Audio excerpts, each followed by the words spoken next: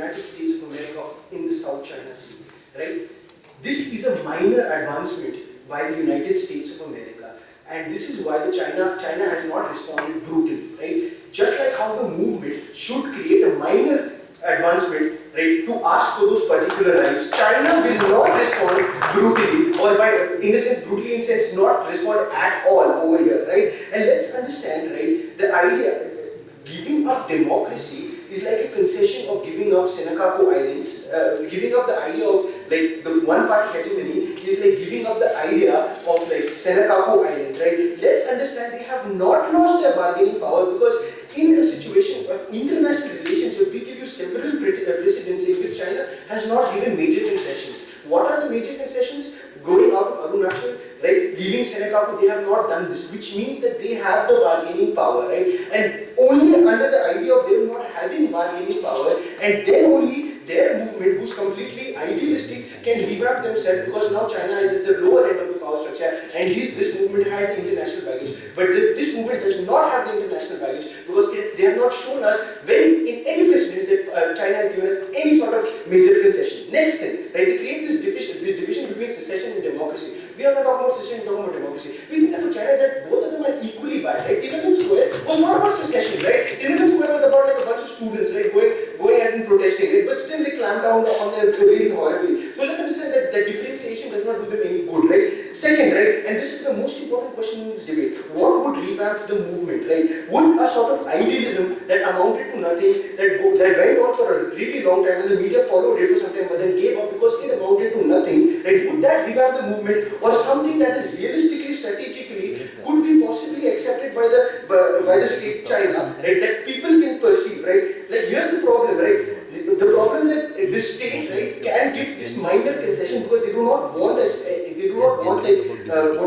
no state wants any sort of protest, right? Because they're like road blockages, there are like small issues, right? By giving a minor concession, right, there is a higher possibility of people joining in the movement, right, who have already left the movement in the first place because they have lost hope, because the other is not responding, right? The idea of a movement in which is to meet the other in the middle so that the other responds. The moment there is a response by the other, right, the movement gains momentum and people start joining in the momentum. The reason that the media is not giving attention to it today, the reason that the movement is not thriving, right, is because of the fact that there is no response by the state. There is impasse, right? And the next thing that we're talking about, the possibility of conceding to a complete democracy is absolutely nil, right? Because let's understand, right, this amounts to going against the core ideology and the perception of strength of China's Communist Party ideology, right? It amounts to losing Senakaku, it amounts to leaving Senakaku Island, or it amounts to leaving Arunachal Pradesh, right? Such a major concession will not be given by China, considering its stance that is there in this thing, right? As opposed to something that is completely minor, right? Something that a sort of like 50% of you all choose and 50% of us will choose a candidate, and then we'll have an election so that we sort of have a balance. So in this scenario, right, the movement gets a sort of symbolic advantage in the sense that now at least the state is responding, the state is entering into a dialogue with me, right, so that I can actually have my movement is relevant because the state recognizes my movement and has a sort of dialogue with me, right, and so that there is some sort of progression, right, and there is some sort of symbolic thing over there, right, and as opposed to something that you really think, because let's understand, giving up complete democracy, right, what it does, it creates a domino effect, saying that we would give up strategically to anything, something major, right, just by the fact of protest, and China cannot do that because there are internal fissures within China, and China has to maintain the strongman attitude. If it doesn't maintain the strongman attitude, it's against China's interest and against the movement. I thank the op reply. May I please have the government reply?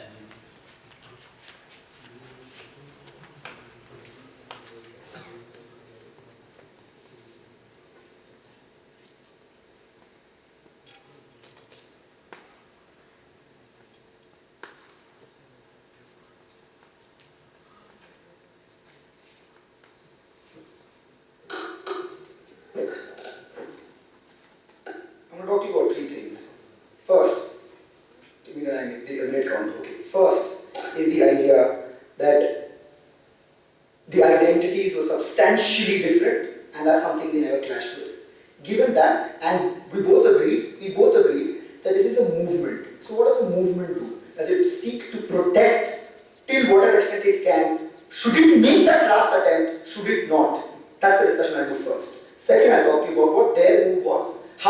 about in the future what we claimed and what responses we heard, whether it's good or bad.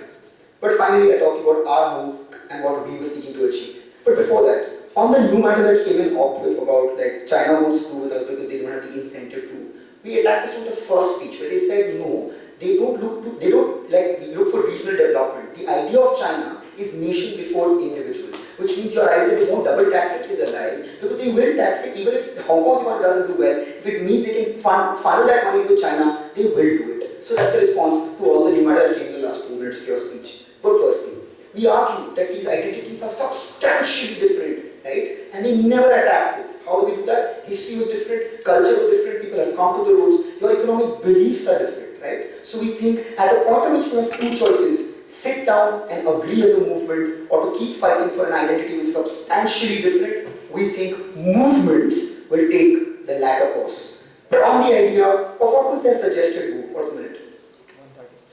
On the idea that their move will succeed, I asked them from their first speech, what was their alternative? They were dodgy about it at the end, but at the end they accepted. They said, listen, we will agree, enter and have dialogue with the state.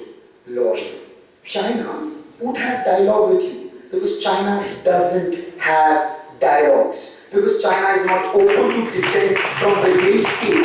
So all the changes, and here's the thing, and that is why let me clarify that our partial democracy argument wasn't that we take partial democracy if we don't get at the end. Our argument was when we push this movement, the conditions laid down in that partial democracy will be different. For example, we put a condition that you cannot ban Facebook and Twitter because perpetually we will always have that voice, something we didn't get out of their movement. Our partial democracy which we achieved, even if our complete democracy failed, was better off than their partial democracy was the last leg of our argument, right? That's what they missed. They strong-manned us, they thought the argument was something different or put it differently and argued against something we never began to argue. So we told you, you're going to go into a rundown where once China is able to make sure that it can silence people, where the outlet of information doesn't happen, you will lose the voice. When China doesn't have the worry of other people listening, instead of water guns, they will use bullet guns like they do in Tibet, and that's a bigger problem. We already know the incentive, the structure of China aligns with the interest to do this. What was our view?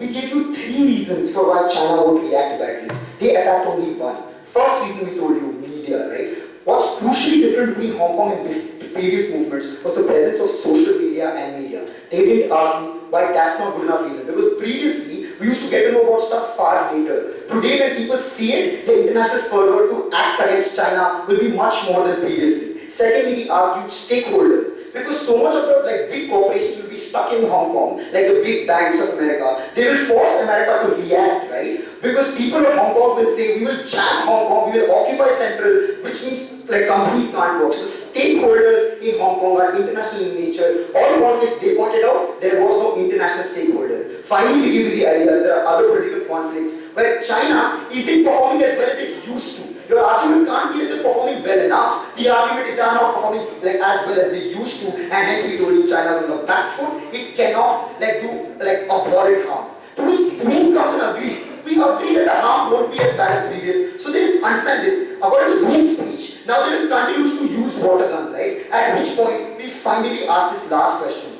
Given the harms are not so much and we identify ourselves so differently, we will do it. But the last question is, when do movements get revamped? Purna Swaraj was launched after Hind Swaraj didn't work. I thank both sides of the debate. Please cross over, shake hands. We shall leave. I request the educators to please leave the hall and be prepared with the explication. With this, we are aiming to end.